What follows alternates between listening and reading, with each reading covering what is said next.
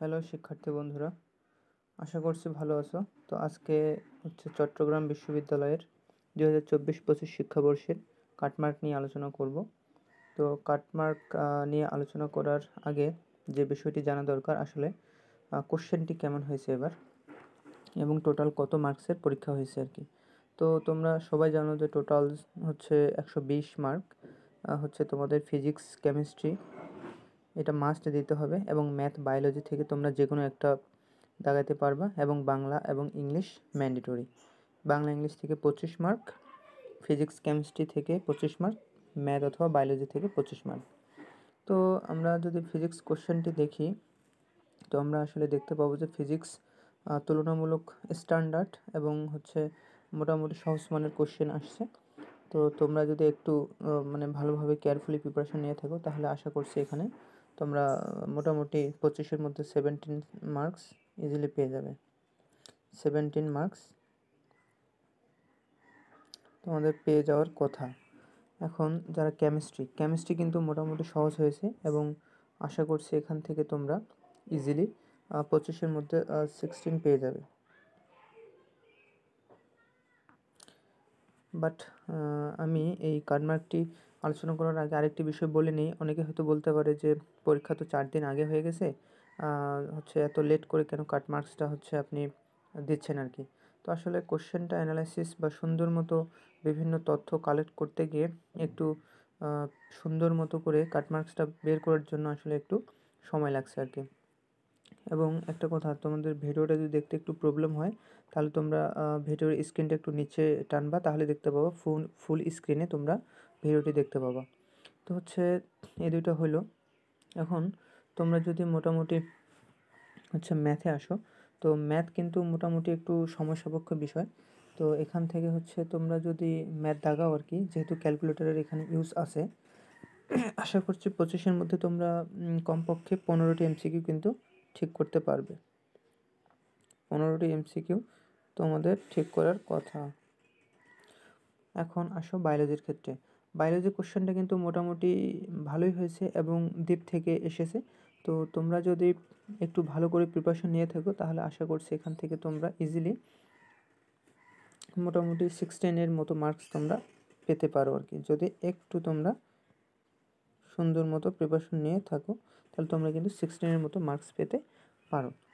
এখন এটা আসলে অ্যাজ এ হোল আমি বললাম, হয়তো কেউ ম্যাথ দাগাইছো বা কেউ বায়োলজি দাগাইছো, এটা হচ্ছে আলাদা বিষয়। বাট বাংলা যেহেতু এখানে তোমাদের 10 মার্কস, তো 10 মার্কসের মধ্যে আশা করছি বাংলাটা একটু টাফ হয়েছে এবং ইংলিশটা কিন্তু মোটামুটি একটু টাফ হয়েছে। তো এখান থেকে যেহেতু তোমাদের পাস করতেই হবে, পাস না করলে কিন্তু তোমরা হচ্ছে মেরিট লিস্টে আসতে পারবে না, ফেল হবে। তো এক্ষেত্রে বাংলাতে কমপক্ষে আশা করছি 10-এর মধ্যে তোমরা মানে 5 পাবে আর কি। এবং ইংলিশের ক্ষেত্রে যেহেতু 15টি কোশ্চেন থেকে তোমরা ন্যূনতম অ্যাটলিস্ট 7টি কোশ্চেন পারার কথা আর কি।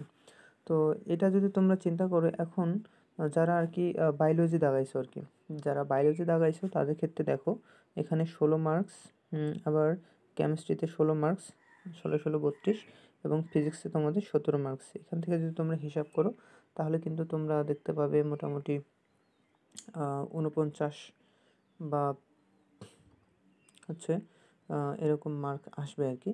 তো এরকম মার্ক যদি আসে, এবং এখানে দেখো বাংলাতে হচ্ছে 5, ইংলিশে হচ্ছে 7, তোমরা তাহলে টোটাল তোমরা মোটামুটি 61-এর মতো মার্কস কিন্তু পাবে। তোমাদের কিন্তু 61-এর মতো মার্ক আসবে। এখন যাদের 61 মার্কস আসলো উইথাউট জিপিএ, তাদের কিন্তু আমি কাট মার্কসটা একটু পরে বলতেছি। আসলে তাদের কিন্তু দেখা যাচ্ছে যে 61।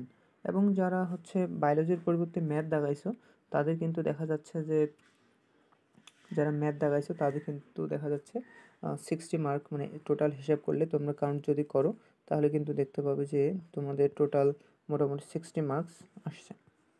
এখন তোমরা বলতে পারো যে ভাইয়া তাহলে কি 60 মার্কসেই এবার চান্স হয়ে যাবে? না, তোমরা বিগত বছরে যদি খেয়াল করো, তাহলে কিন্তু জিপিএ সহ তোমাদের 120-এর মধ্যে 90 মার্কসে কিন্তু চান্স হয়েছে। কারণ গত বছরের কোশ্চেনটি কিন্তু খুবই ইজি ছিল আর কি। যে কারণে তোমাদের কাট মার্কসটা কিন্তু 90 ছিল। বাট এবার কোশ্চেন মোটামুটি যেহেতু একটু মানে স্ট্যান্ডার্ড মানের থেকে একটু জাস্ট আপার হ্যান্ডের হয়েছে, সেক্ষেত্রে তোমাদের যদি তোমাদের জিপিএ যদি 20 মার্ক হয় তাহলে তোমরা এখানে 20 মার্ক যোগ করলে দেখতে পারতেছো 81, এখানে 20 মার্ক যোগ করলে কিন্তু তোমাদের আসে 80 মার্কস। বাট এটা তোমাদের সর্বশেষ মেরিট পর্যন্ত পাওয়ার জন্য আমি বলতেছি। বাট তোমরা কেউ যদি হচ্ছে 84 অর্থাৎ 84 অর্থাৎ তোমাদের জিপিএ সহ যদি 84 প্লাস মাইনাস কাছাকাছি বা 84 প্লাস হয়ে থাকে, এই মার্কসটি কিন্তু হচ্ছে মূলত সেফ জোন আর কি। এই মার্কসটা হচ্ছে তোমাদের সেফ জোন, এবং টোটাল মার্কস যেহেতু মানে টোটাল সিট কিন্তু এখানে প্রায় 1125 মানে 1150 মতো। এক্ষেত্রে তোমাদের মানে এবার কিন্তু মেরিট লিস্ট টানতে পারে মোটামুটি 2500 থেকে 3000-এর মতো। তো 2500 থেকে 3000-এর মতো কিন্তু তোমাদের টানতে পারে। বাট আমি বলবো তোমাদের যেহেতু এখানে 61 এবং এখানে 60 এরকম মার্কস আসে, তোমাদের কিন্তু এটা হচ্ছে জাস্ট সর্বশেষ মেরিট পর্যন্ত। বাট তোমাদের সেফ জোনে যদি থাকতে চাও অবশ্যই তোমাদের মার্কস কিন্তু 84 প্লাস মানে 85 বা 84-র আশেপাশে থাকলেই কিন্তু তোমরা একটা সাবজেক্ট পেয়ে যাবে। এবং চট্টগ্রাম ইউনিভার্সিটির কিন্তু বিশেষত্ব হলো মূলত বোটানি এবং জুওলজি সাবজেক্টগুলো। এই সাবজেক্টগুলো কিন্তু খুবই ওখানে ডিমান্ডেবল। এই সাবজেক্টগুলো পাইতে গেলে কিন্তু তোমাদের মার্কসটা একটু বেশি লাগবে।